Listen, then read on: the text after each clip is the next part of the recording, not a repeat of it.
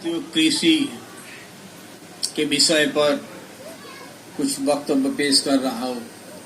राष्ट्र जब अविवेचक नीति जनता पर प्रयोग करती है तब देश की जनता आत्महत्या कर फिर विषह यंत्रणा से मुक्ति पाने चाहते हैं। आज भारत के किसान समाज को ऐसा हालात बना दिया। सरकारी आंकड़ा 50% किसान खेती छोड़ रहे हैं।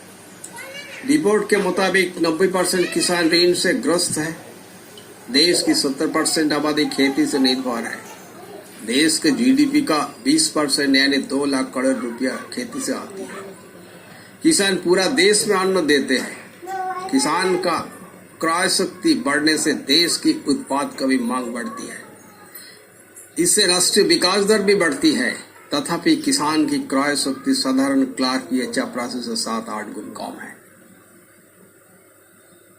वर्तमान प्रधानमंत्री और पूर्व प्रधानमंत्री मनमोहन सिंह जी कृषि विज्ञान केंद्र बनाए, कृषि विकास के लिए उच्च स्तरीय समिति भी बनाए।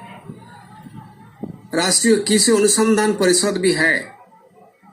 विज्ञ अर्थशास्त्री, सुप्रसिद्ध वैज्ञानिक, परोपकारी राजनेता, सर्वोपरि भारत सरकार, फिर भी भारत के किसान उपेक्षित क्यों? किसान की आय आज 0 तक गिर गया। प्रधानमंत्री कहते हैं 22 तक किसान की आय दुगुना करेंगे, मगर कैसे? इसे क्या होने वाले हैं? किसान और कृषि का आय तो 0 तक गिर गया। 22 तक खेती में आय दुगुना करने की बात कहते हैं, मगर 20 में ही किसान को बर्बाद कर दिया। आज सेवा में 24%, उन्नयन शिल्पों में 16%, कृषि में 0। किसान मृत्यु के किनारे खड़े हैं।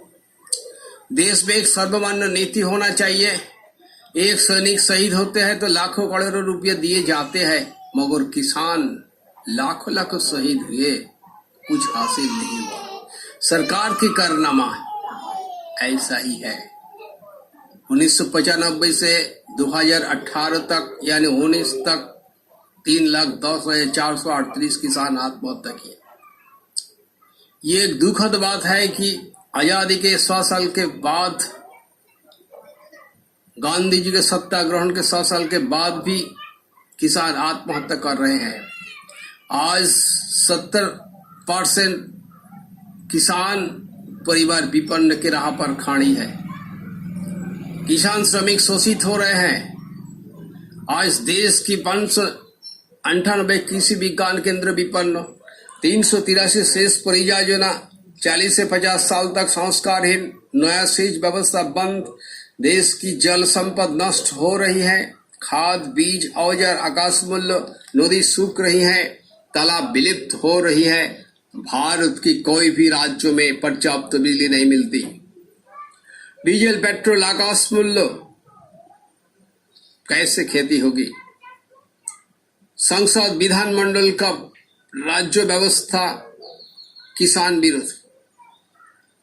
मद्रास इंस्टीट्यूट ऑफ डेवलपमेंट के अर्थशास्त्री डॉक्टर नागरथ के रिपोर्ट के अनुसार 18 तक 3,10,438 से ऊपर किसान आत्महत्या किया।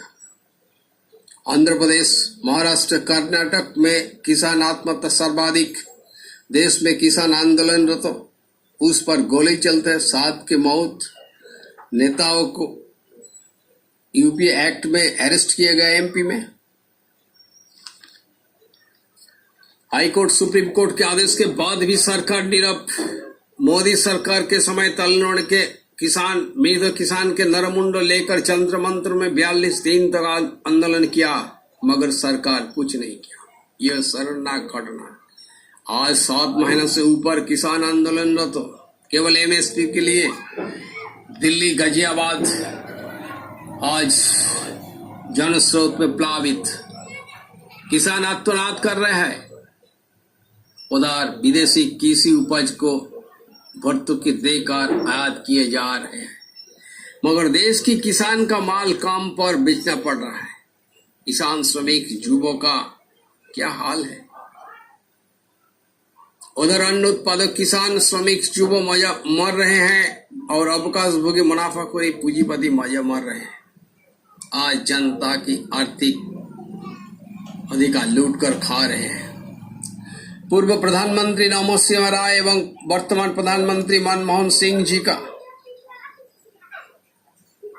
एवं मोदी जी का भारत में मंशा है कि भारत में 8 करोड़ आदमी रहे, बाकी मर मिट जाए, वो अपना जरूरत तो पूरा नहीं कर पाएंगे। इसलिए आज किसान श्रमिक बर्बाद हो रहा है। वो मृत्यु के कागर पर खड़े हैं, आत्महत्या हो रहे हैं। 1991 से उदारीकरण के शुरुआत में विश्व बैंक एक दस्तावेज में कहे थे, वो स्पष्ट है, भारत की खाद्य भंडारण क्षमता 190 लाख टन का कोई जरूरत नहीं है। यह अनावश्यक आर्थिक बोझ मात्र, और तो खाद्य द्रव्य को बेसरकारीकरण करे तब आर्थिक सहायता मिलेगी। इसी का फल स्वरूप आज बेसरकारी के हाथों में किसी को डाला जा रहा है। आज मल्टीनेशनल कंपनी किसी क्षेत्र में कूद पड़े, अरब खरब सब्सिडी लेने के लिए। आज भारत के कृषि नीति WTO G20 देश निर्धारित करते हैं। पूंजीवादी देश भारत को ऐसा फंसा है कि वह आजीवन अपना कृषि उपज भारत में बेच सके, भारत में स्थायी रूप से अपना बाजार बना सके। इसलिए देश के किसान मर रहे हैं।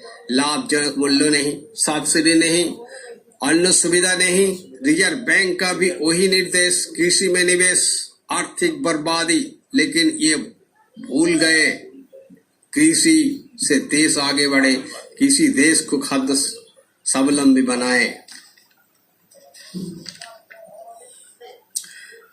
अतः देश के किसान श्रमिक के विकास के लिए रोजगार, पेंशन और लाभजनक मूल्य MSP देना आवश्यक है।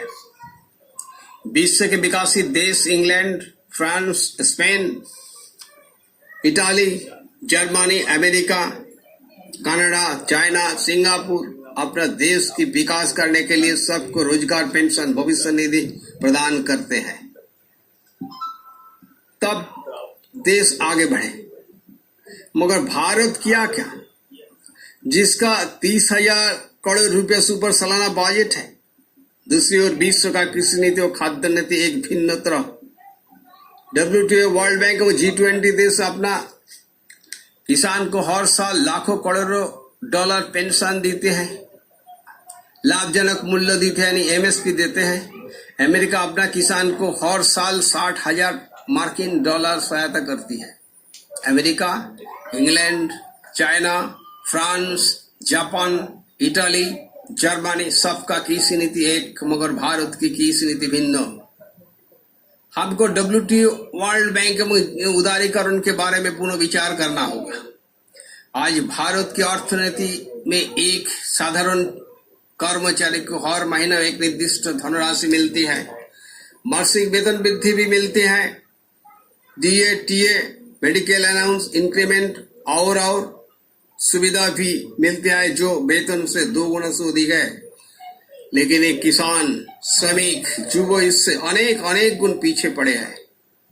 मगर भारत की अर्थशास्त्री, भारत सरकार एक बार भी नहीं सोचे कैसे भारत के अन्नदाता किसान श्रमिक के हालात सुधारे जाए, कैसे उनको आय सुनिश्चित किया जाए, कैसे देश की खाद्य भंडार सुनिश्चित रखा जाए।